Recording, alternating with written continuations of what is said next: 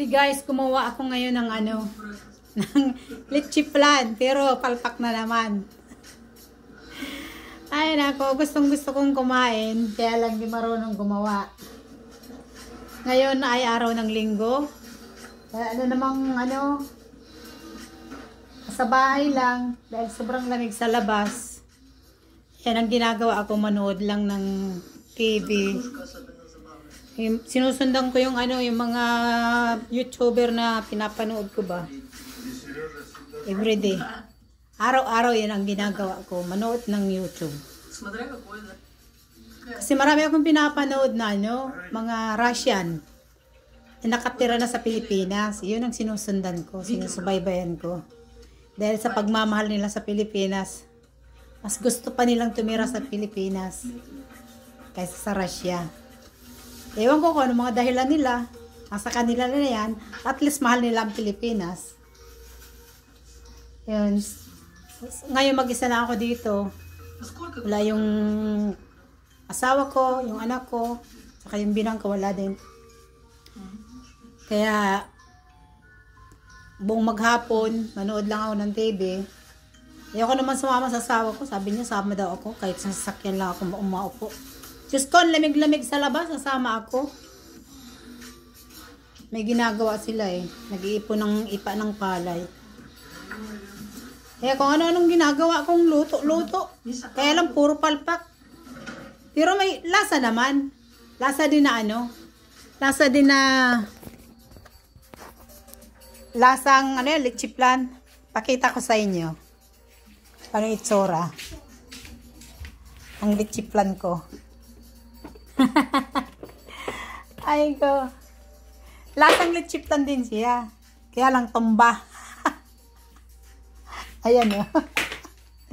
So, nakita ko. Lasang leche flan din. Ayan. Ayan o. Tumba siya guys. Tumba. Pero lasa siyang leche flan. Titikman ko. Hindi pala titikman. Kain ako ulit. Masarap din siya eh. Yeah. Ito. Yan o.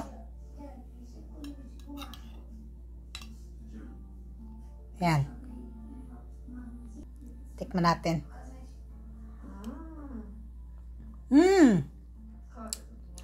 Lasang leche flan. Lasang leche flan. Sarap ng kasukal na natunaw. Leche flan din.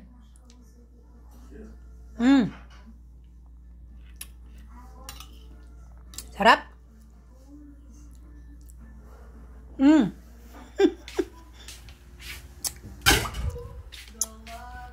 Titirahan ko yung anak ko. Titirahan ko si Kim Music. Kainin niya to eh. Kahit anong lutuin ko, kinakain yan eh. Ayaw niya rin masaktan ng ang loob ko. Sabihin niya pa, masarap yan, ay. Masarap. Masarap daw kahit hindi masarap. Pero masarap din. Lasang leche flan eh. Yan, ginagawa ko guys. Manood. Yan, yung pinapanood ko lagi. Mga Russian na yan. Mga Russian sa Pilipinas. Yung mga dekorasyon ko nga, sa Christmas hanggang ngayon, nandiyan pa rin. Pero yan, di yan dekorasyon guys. Mga nilabhan yan, diyan ko sinasampay. Kasi mainit dito sa loob ng bahay. Ayan, sinampay ko. Sa sala din. Mainit kasi dito sa loob ng bahay, kaya maya lang tunaw na yan. Ay, tunaw na. Ano na yan? Tuyo na.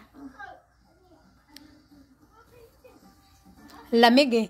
Pero hindi siya dito nag-i-snow. Wala pang snow eh. Ay, nag-snow na nung mga nakaraang Kaya lang ngayon wala. Pero ang lamig. Madilim nga sa labas oh. Sa Seoul, sa bandang Seoul, bandang Gyeonggi-do. Kapal ng snow. Kapal ng snow dun sa kanila. Dito sa amin, na kasi to eh. Ano ba to? South yata to. South Korea. South Korea nga. South part ng Korea. South ba to o North? Iwan ko lang. Itong sa amin. Basta dito sa lugar namin, hindi masyadong ang snow. hindi rin mag-ano ang bagyo. Ang bagyo dito, sabihin may bagyo, pero ano lang, ulan lang. Walang mga disaster na ano dito. Kasi medyo malayo. Malayo sa dagat ba? Dito sa amin. Tapos dito sa harap ng bahay namin, guys, may mga tinatayo yung apartment. Ano yan? Factory. Itong harap ng bahay namin. May ano diyan ngayon, construction. Factory ang tinatayo dyan. Ipakita ko sa inyo. Ano siya? Factory. Kaya lang yung matagal pa itong matatapos. Yan o. Tingnan nyo. Yan o. Yan o. Factory yan tinatayo. Hanggang yan. Doon sa dulo. Hanggang doon sa highway. Kaso lang di nakita dito. Layo ng highway. Yan. Kaya yung building na yan. Yung apartment na yan. Matatakpan yan. Pag natayo na dyan ang mga factory dyan. Maganda sana kung walang tumayo dyan na factory. Kitang-kita yung mga apartment pa doon. Malapit lang. Pag natayo dyan na apartment, wala na. Matatakpan na yan. Factory ng Yan, yung kalsada yan. Ganyan guys ang mga kahoy dito pag winter yan. Walang dahon, parang mga patay na. Yan o. Kahoy sa harap ng bahay namin. Walang kadahon-dahon yan o. Kala mo patay. Pero buhay yan. Buhay yan. Yan o. Yung sasakyan ko nandoon sa baba. Wala masyadong sasakyan ngayon kasi linggo. Pero tingnan mo naman kahit linggo nagtatrabaho dyan sa kabila oh. Yan sa factory. Yung mga trabador dyan oh, kahit linggo. Magawa sila ng yung building na yan. Umuulan pala. Kaya pala ang lamig, umuulan. Sa Seoul, sa Gyeonggi-do, umuulan ng snow. Dito naman tubig. Kaya pala malamig. Ayan guys, mga halaman ko dito sa loob ng bahay. Ayan. Itong mga halaman ko dito sa loob ng bahay. Mga halaman ko yan. Ayan. Pag winter, pinapasok kasi malamig. Mamamatay. Ayan, mga halaman. Tapos yan, mga painting na yan. Painting yan ng anak ng dalaga na si Kim Hee-jung. Mga gawa niya yan. Meron pa doon sa hagdan, sa baba. Tsaka dito. Dito sa may entrance. Yan o. Gawa niya pa yan. Magaling mag-drawing anak ko eh.